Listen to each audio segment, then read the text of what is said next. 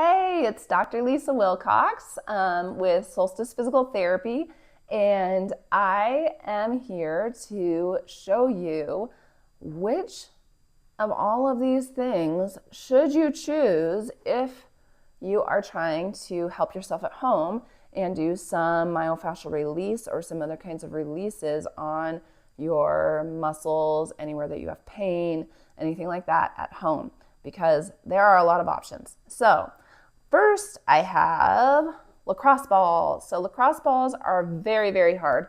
So this is going to be the most aggressive and most intense thing that you would be using as far as treatment balls go. So there are so many different treatment tools, and I will be showing you guys a bunch of different options because some of them are truly amazing and can really change the way that you're able to treat yourself at home.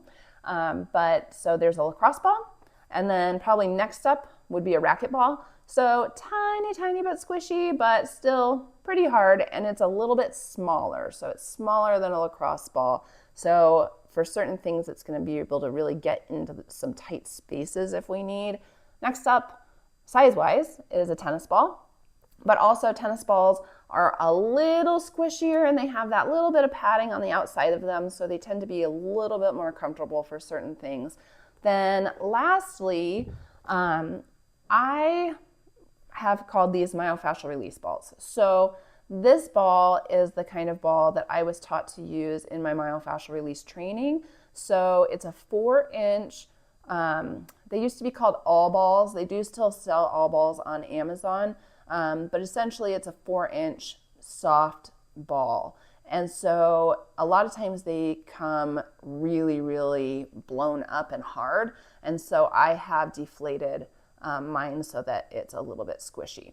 Now, this is what I've used for a really long time, but just recently I tried out this basketball. So, not for basketball, but it is very, very similar as far as the firmness of these. It's a little bit thinner in construction, it feels like, but it holds its air really, really well. I was actually surprised when I got these because I got these to test out against this one. They're cheaper, but also what I ended up absolutely loving about these is, can you see all those little dimples on there?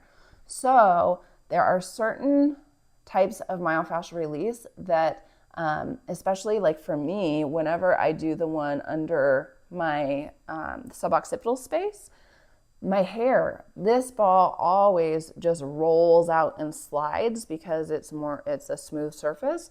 But this ball with those little dimples, I love it because it stays in place and I can do my releases without having to constantly adjust. Because the thing about myofascial release is that you want to be able to stay there for a while and you want to be able to relax into it.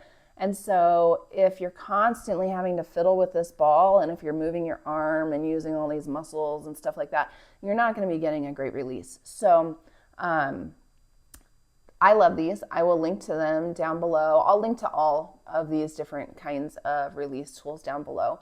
But just wanted to let you know, this is my absolute favorite. So when it comes to ball releases, a lot of people, a lot of therapists have taught people to, especially with these lacrosse, these smaller ones, lacrosse, racquetball, tennis ball, a lot of times people teach to roll on them. So they say, find the knot and get in there and just roll and roll and roll and roll. And while that's okay, and while that's great, and I used to teach that, believe me, I used to teach that, while that's great, there's the more you know about fascia and the more you know about the myofascial system, the more we talk about how fascial restrictions come from trauma. So if we're traumatizing the tissues, eventually, my theory is, at least, that is going to lead to more fascial restrictions in the future. So I don't know if that's true. I don't know if there's any research out there saying that, but I will tell you my experience. I used to have people roll on these, and yeah, it feels really like it's that hurt so good feeling when you're doing it, and it feels like you're getting something done.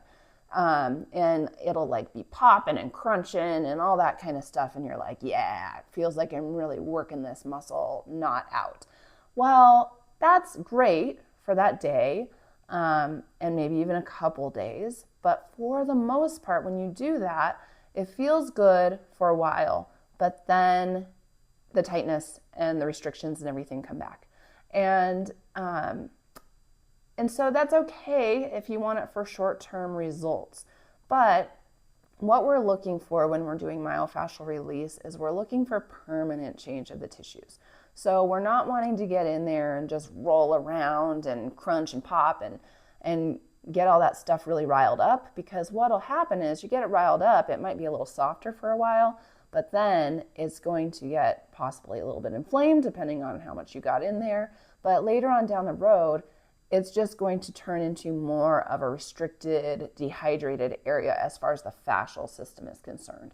So, while these are great tools, I no longer recommend them in my practice. And like I said, the reason for that is what I'm going for is permanent change, and I'm also going for the fascial system as a whole.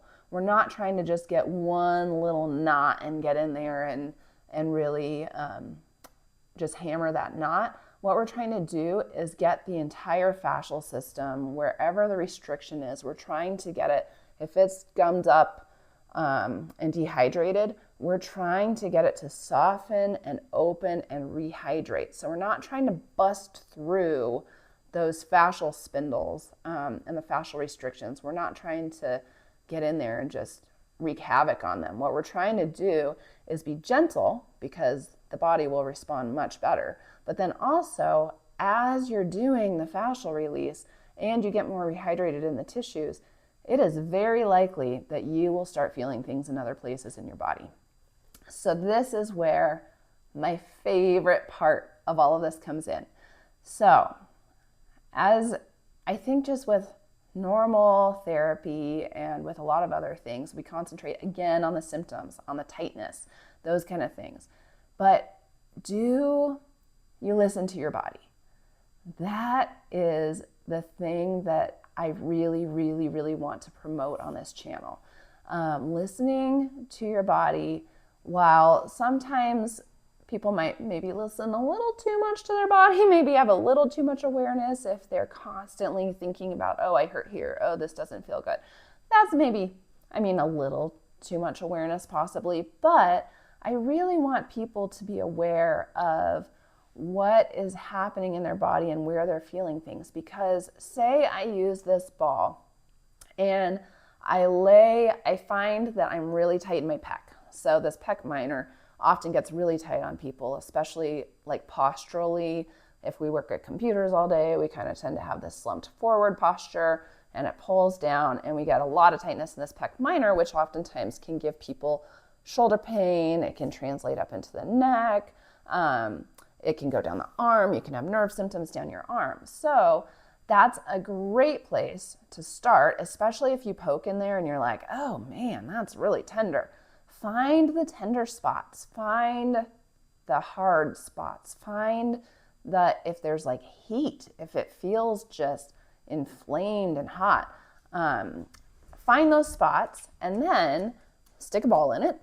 And so in this case, if it's the pec minor, and I'll show this here in a little bit, you're going to lay on your stomach so that you have your body weight and gravity just laying on this ball, and then you're just going to lay there. That's literally all you do. This is the easiest thing that you can possibly do as far as release of muscles and knots and all those things go. So you're going to lay there for no less than 3 minutes usually. Now, listen to your body. If you're like, oh my gosh, this hurts, I can't do this any longer, then yeah, get off of it and find a different spot. That was not the right spot. It should not give you really horrible symptoms. Lay there, relax. Let your body just relax over it. Think about the area softening and just allowing yourself to melt over this ball. Now, it's not going to feel the same as like this lacrosse ball, because the lacrosse ball is going to kind of jam in there. It's really hard, and your body is going to maybe not feel so great about softening over something as hard as this. But this tool can be used in other places. Like I said earlier, if there's some spaces where a ball this big won't get into, this tool can be used for that. But let's talk about this. So you're going to lay for minimum 3 minutes if you can. 5 minutes is better. And if you're feeling really good and it feels great to your body, you can definitely go longer. So the longer you go, the more of an opening and a release you'll get. So that's why I love these kind of balls so much, because they're not going to make your body feel like it needs to fight it. Your body is going to be able to really relax into it. And so in future videos, I'm going to be showing you releases for different parts of your body. But again, let's go back to this pec minor. When you're laying there, close your eyes, relax, breathe. What do you feel? Do you feel tightness anywhere else in your body? Do you feel a sharp pain somewhere else? Do you feel aching? Do you feel numbness or tingling? Do you feel, it could be a million different things. We never know what's going to come up to someone during myofascial release. You might have some memories come up. You might even feel emotional. We really don't know what your body might be holding on to in any particular spot. So as you're laying there, just feel. Become aware of what you're feeling in your body. If you're laying here on your pec and you're like, that's weird, my glute is twitching. Why is my butt twitching? What's going on? That is your body telling you that is probably a really good place to go next with this ball. So, it could be anywhere on your body. If all of a sudden you start feeling something in the arch of your foot, that's maybe where you should go next. Now, that's a thing where if it's the arch of your foot, lacrosse ball or tennis ball are going to be better, because this guy is a little too squishy and you're probably not going to feel much at all in the arch of your foot. But if you're sitting and you put one of these two balls under the arch of your foot, again, you don't have to roll it. I used to tell people that all the time for plantar fasciitis, and I myself have experienced plantar fasciitis many times in the past. But you don't have to roll it. Even though it feels like it's doing something, it feels crunchy, it feels, like the hurt so good kind of thing.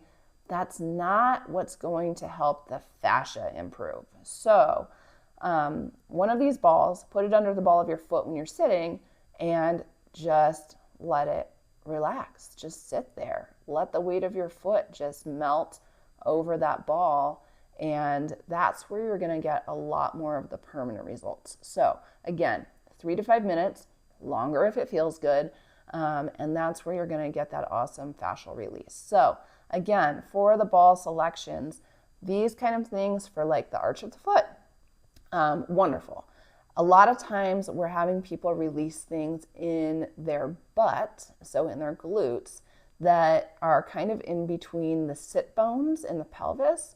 So those two bones that stick out if you're sitting, and you can really feel them going down into your seat, or if you put your hand under your butt, you can really feel that bone sticking into your hand. In that area, there's a lot of amazing things that we can release, especially for the pelvic floor, and you're gonna need something a little smaller to get in there because of where those bones are. If you're sitting on something this big, you're not going to be able to get up in between the bones. It's just going to be kind of over the area. And it's not going to hurt anything for the most part. Listen to your body. If it hurts really bad, don't do it. But if you use this in that area, it's just not going to get there as well. So that's when these come into play a little bit better. The other thing is, if you're in a place in your body where you're like, dang it, it's just so tight, I cannot feel anything with this ball. If you've laid there for 5 minutes and you're literally like, I feel nothing, I am so tight, it's like almost numb, I don't feel anything, then maybe start with one of these and see if you can get a little more kind of oomph into that muscle or that area of tissue that you're trying to release, and lay on that for 3 to 5 minutes. But don't roll around on it, just lay on it. and then see if you can feel things releasing. And then once you get that space more opened up and a little less tight, then you can go back to one of these softer balls. So please, if you have any questions about this stuff, you can definitely leave me comments. And I hope that along our journey, I'll be able to show you lots of different ways to release different things in your body. And hopefully this gives you just like a little introduction to all of the different things you can use and why I like to use this for the most part, but why these sometimes can be helpful. But moral of the story is I don't love lots and lots of rolling. So find the sweet spot, find the tender spot, the hard spot, the tight spot. Stick one of these balls in it depending on what feels the best to you. Again, listen to your body. You're the only one that knows how you feel. So listen to your body. If this just isn't doing it for you and you're like, man, I just really feel like I need something with a little more strength in it, maybe start with one of these and then eventually come back to this area.